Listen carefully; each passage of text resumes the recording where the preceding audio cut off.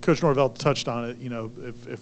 If they make all their extra points, then they're not in that situation where they have to go for two. Whereas, Ryan was very steady and has been all season so far. How pleased have you guys been with Ryan so far? Ryan's off to a really good start. It started with how he competed in fall camp. I thought he did a really nice job, and it's carried over into the first 3 games. And I think you could tell he's got some confidence to him in the way he's playing, and he should. Real confidence is earned through what you put out there on the field, and he's been able to do a good job so far. So we look forward to that continuing. But I've been really pleased with how he started. The 2 miscues in special teams, the squib kick with Trey, and then Keon having the ball. I don't know if it hit him, but come close to hitting him.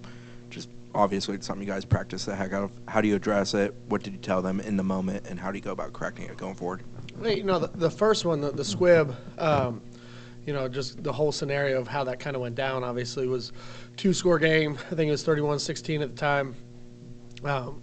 Third quarter still, we weren't really thinking to have our hands unit on the field yet, not thinking it was an onside kick scenario. We saw that they were going to attempt an onside kick, called the timeout, and got our unit out there.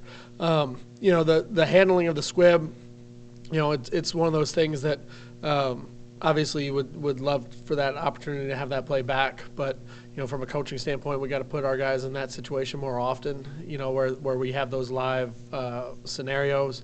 Obviously, he did everything that he was obviously trying to field the ball.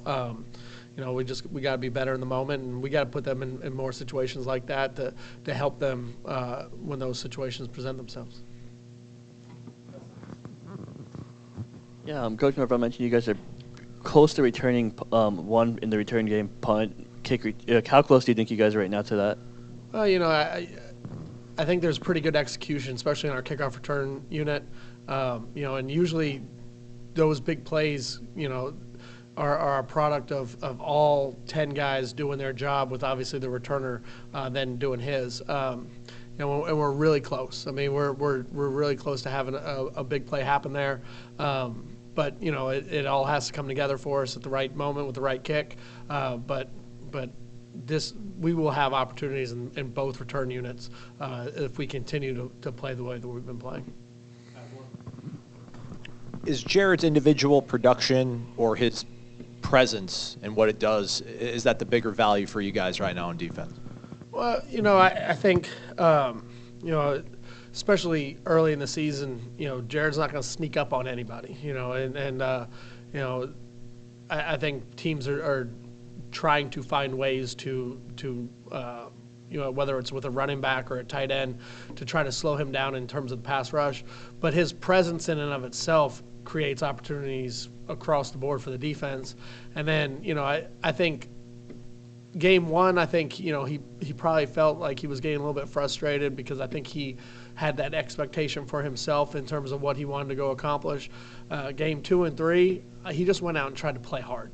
And I don't think Jared's real concerned right now in terms of statistical production. I know he wants those things to happen. Everybody does, but I think he just wants to focus on playing hard, playing to the best of his ability. Because the people who are doing the evaluation on him for the next level, they're going to see, his how hard he's playing, his want to, in terms of trying to do everything in his power to be successful, and all the numbers will take care of themselves.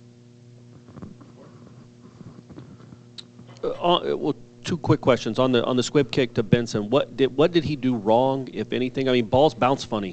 That's why you kick them sideways and they take weird bounces. Did he do something wrong technically? Not really. I mean, the only thing that I would say is when we're in a position to get on top of the ball as opposed to try to pick it up, we'd probably prefer to smother the ball in that situation. But there's that's a judgment call in the moment by the player, because the ball needs to be rolling slow enough to feel like you can just get on top of it. But it is the tricky thing. Obviously footballs bounce all kinds of different ways, and it's hard to simulate that exact kick at that exact moment in practice, but it's something that we got to put them in that situation more often. And on the Keon, the last punt return, did it hit him? Was there a reason he didn't, if you talk to him afterwards about it, why he didn't rush up and go catch that or get away from it? we were in a punt safe setup defensively or on the punt return unit. So we really didn't have anyone protecting. And I feel like he knew that was the case. There wasn't a return set up with it.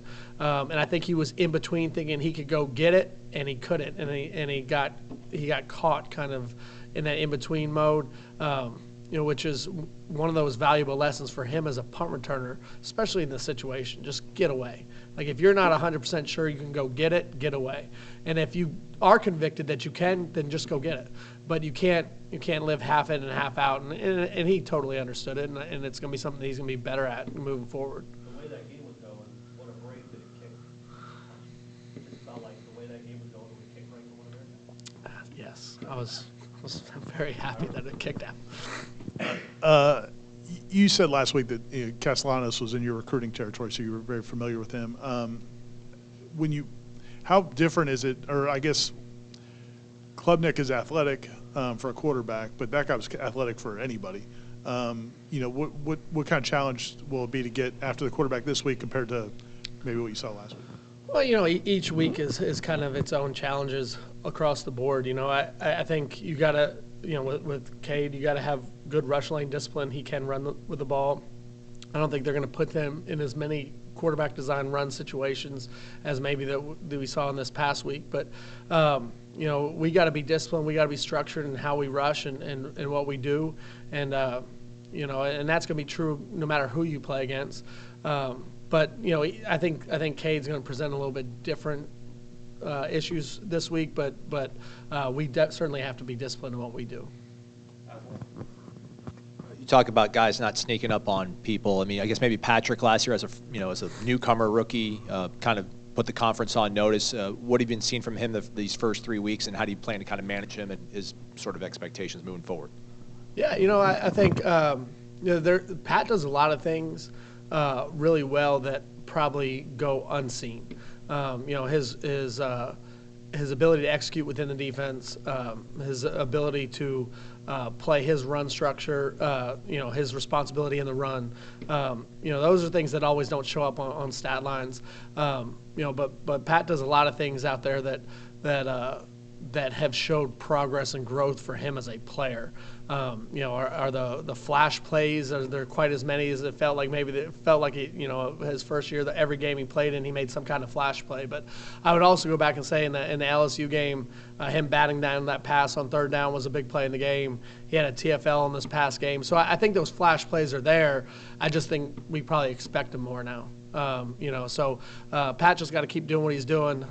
He's got a bright future ahead of him, and it's just got to be every week persistent growth and improvement as a player. I think Jared led the team in snaps last game. I think it was correct. Is that by design, or do you guys want to kind of sub him out a little bit more and get him more rest?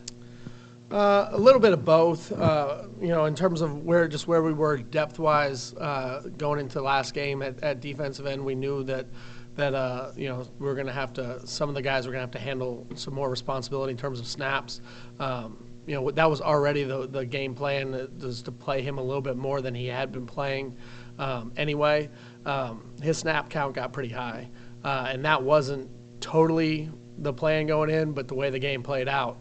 It became a necessity. You get into a situation late in the game where the game was within 2 scores there in the last quarter. Your best players are going to be on the field, and and it's a situation where Jared wanted to be on the field, obviously. So we're going to do whatever we had to do to win the game. Thank you. Appreciate it.